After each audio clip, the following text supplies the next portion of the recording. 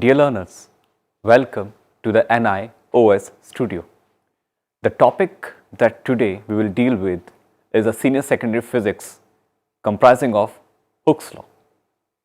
In the solids, when we talk about Hooke's law, it should be stated that within the elastic limit, the stress developed in a body is directly proportional to the strain produced in a body. Therefore, we can say mathematically, as been shown in the slide, that stress is directly proportional to the strain. And when the proportionality, it has been eliminated by placing a constant, which is denoted by the capital E, which is nothing but known as modulus of elasticity of the material of the body. So now we can go for the mathematical expression that how to deal with the Hooke's law. As we can see from the Hooke's law, the stress is directly proportional to the strain. Here, the stress is not equal to the strain, but a proportionality exists.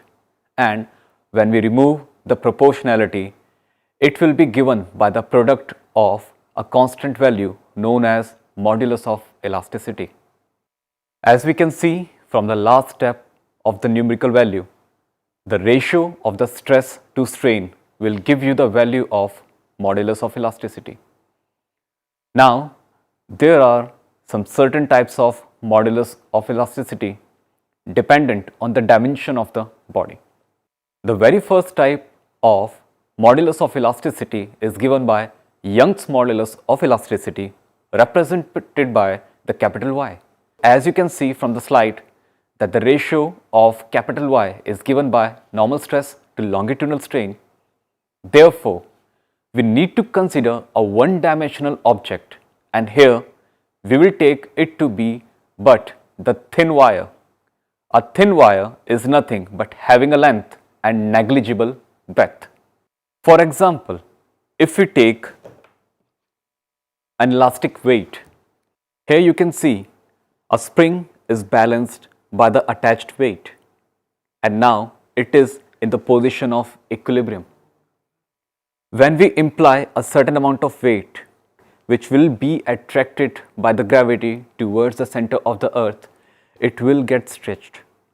For example, here I am having a brass bob. A bob is made up of a solid metal and comprise of a certain amount of weight. Therefore, when the weight has been attached to the spring balance, the spring starts stretching. The more the amount of weight, the more will be the stretch. Therefore, we can stately say that the stress is directly proportional to the strain.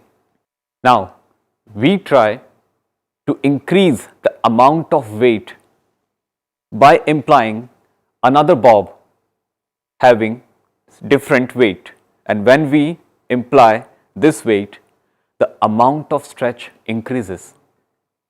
Therefore, the more the amount of weight, the more will be the stretch. With the similar example, we can say that when a very thin length of wire is implied by the weight, there will be a stretch, and that stretch is directly proportional to the weight applied. Here, the diagram that I had plotted is considered to be a thin wire, and when on the downward side we imply a certain amount of weight, there will be a certain amount of stretch. Therefore, let us say the original length of the wire is given by L, and when a certain amount of weight is applied, then there will be a very short stretch in the wire. The very short amount of stretch in the wire is represented by delta L. This delta L is a change in the original configuration of the length of the wire. Therefore, when we try to imply Young's modulus of elasticity, which is given by the ratio of stress to strain, the amount of stress is nothing but force per unit area, and that area is applied normally to the surface of the wire.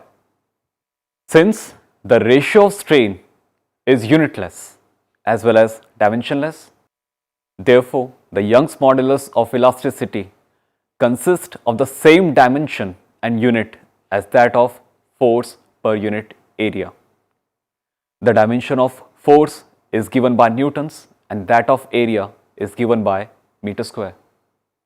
Therefore, we can say that the SI unit is given by the formulation of Newton per meter square. We had explained the Young's modulus of elasticity, which consists of same unit as that of force per unit area.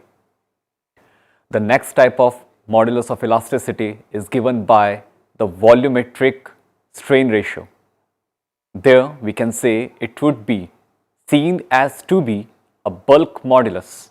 The bulk modulus is given by the ratio of normal stress to the volumetric strain, again within the elastic limit.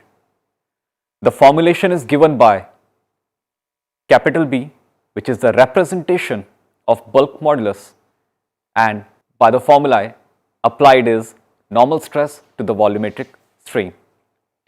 As you can see from the diagram, we take the reference of a cube, and when the normal stress is applied on every side, or can say every surface of the cube, the volume decreases. Since the final volume decreases with respect to the initial volume of the cube, the change in volume will be given by the negative symbol. And again, the unit of bulk modulus of elasticity is given by Newton per meter square, which is the SI unit of force per unit area, and also consists of same dimensional formula. The last type of bulk modulus is modulus of rigidity, also known as shear modulus. Here you can see the reference is again taken as that of a cube, but here the applied stress is in the tangential form. So when a tangential stress is applied, there will be a shearing strain, so that the ratio of tangential stress to the shearing strain, again in the elastic limit, is known as shear modulus. As you can see, we had already written the formula on the board, which is given by the capital G. Here capital G represents shear modulus, which is given by tangential stress to the shearing strain. Now tangential stress will have the same formula as that of normal stress, but the difference is between the applied direction. In the normal stress, we apply the stress normally to the surface, or can say in the perpendicular direction, whereas in the tangential stress, it will be applied in the direction of the surface. Therefore, you can take the reference from the slide that the direction of applied force is in the direction of the surface, not perpendicular to it, and it will get a certain amount of change in the slant of the length of the cube. Therefore, the final formulation is given by capital G, which is a tangential stress given by force upon area to the shearing strain. All the three types has been explained, and now we can review that the Hooke's law implied to three types of body. The first one implied for the Young's modulus, where the main emphasis is over to the length. Then to the bulk modulus, again the emphasis laid on the volume, and the last is shear modulus, where the applied stress is tangential to the surface. Thank you.